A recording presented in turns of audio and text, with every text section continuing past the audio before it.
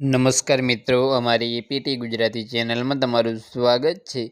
અત્યારે હાલની સૌથી મોટી અને દુઃખદ ખબર સામે આવી રહી છે। જે ન થવું જોઈતું હતું તે થયું। વિજય ટીવી કે રેલીમાં થયેલી ભાગદોડ પર પાર્ટીના મુખ્ય અભિનેતા વિજયે પોતાનું મૌન તોડ્યું છે। તો આની વિગતવાર વાત કરવામાં આવે તો તમને જણાવી દઈએ મિત્રો કે તેમણે કહ્યું, હું ચિંતાથી ભરેલો છું। જે ન થવું જોઈતું હતું તે થયું।